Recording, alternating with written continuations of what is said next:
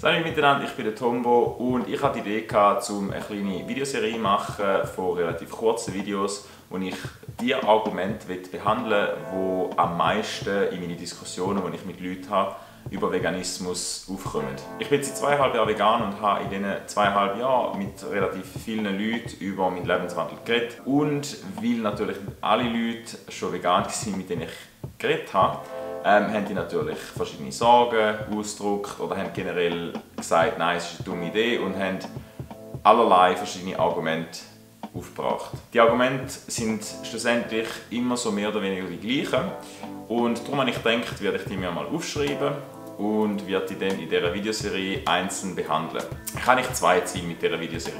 Falls du noch nicht vegan bist, kann es gut sein, dass eins oder mehrere von den Argumenten, die ich jetzt in dieser Videoserie aufgreifen werde, bei dir auch noch im Kopf umeinander schwirrt und du das Argument vielleicht sogar schon mal in einer Diskussion mit einem Veganer gebraucht hast. In dem Fall würde ich dir gerne zeigen, was wirklich hinter diesen Argumenten steckt und die auch zu einem gewissen Grad entkräftigen, wo dich dann im Optimalfall natürlich auch zum Denken anregen kann. Falls du jetzt aber schon vegan bist, bin ich sicher, hast du ganz viele von diesen Argumenten schon einmal gehört und hast vielleicht nicht genau gewusst, wie du darauf reagieren sollst, weil du nicht alle Fakten hast etc. Darum würde ich für dich gerne mehr Fakten liefern, dass du in einer Diskussion über Veganismus mehr Fakten kannst liefern, die Argumente kannst entkräftigen und dass du die Leute so schneller kannst überzeugen. Aber jetzt habe ich genug gelabert, gehen wir ins erste Argument.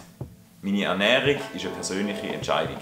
Die Überzeugungen, die einem zu dem neuen Lebensstil geführt haben, ergreifen einem dann oftmals so, dass man nicht einfach auf sein Maul hocken kann und stillschweigend seinen Weg gehen kann, sondern man würde auch gerne mit seinen Mitmenschen über die eigenen Überzeugungen reden. Da machen natürlich viel mit dem Hintergedanken, seine Gesprächspartnerin ebenfalls zum Veganismus zu konvertieren. Konvertieren, ihr seht, ich benutze da bewusst das Wort, das normalerweise eine religiöse Konnotation hat. Und das aus folgendem Grund. Für viele ist Veganismus eine Art Religion, von deren Anhänger ein gutes Wort vom Veganismus an so viele Leute wie möglich und so schnell wie möglich würden verbreiten. Aber wie bei der Religion ist für ganz viele Leute die Ernährung auch eine persönliche Entscheidung und andere Leute sollten einem da nicht groß reinreden. Aber kann man wirklich die Ernährung und Religion vergleichen? Klar ist es eine persönliche Entscheidung, tierische Produkte zu konsumieren. Alles, was wir im Leben machen, ist schlussendlich eine persönliche Entscheidung. Aber macht allein da eine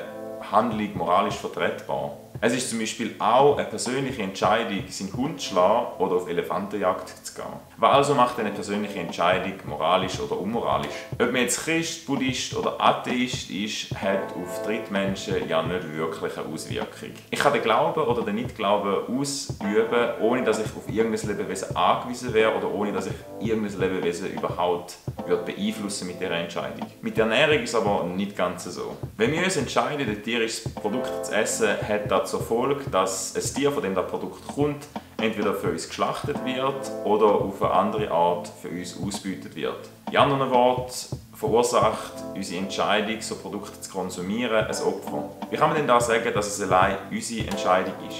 Es ist halt eben nicht nur unsere Entscheidung, weil es nicht nur uns selber betrifft. Die Entscheidung, Fleisch zu konsumieren, betrifft auch die Kuh oder ein Huhn, das für uns gemästet und dann geschlachtet wird. Die Entscheidung, Milch zu trinken, betrifft auch ein Kalb, das von seiner Mutter getrennt wird.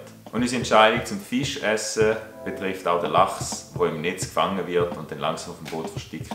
Und abgesehen mal von all diesen Argumenten, wenn es für dich schlussendlich immer noch eine rein persönliche Entscheidung bleibt, wieso entscheiden wir uns denn für den Weg, bei dem ein Tier für 15 Minuten Lustsättigung von uns selber geschlachtet wird? Wenn es reine persönliche Entscheidung ist, können wir uns auch entscheiden, den anderen Weg zu gehen. Unsere Entscheidungen bestimmen das Leben von diesen Tieren. Darum entscheiden wir uns doch für Veganismus.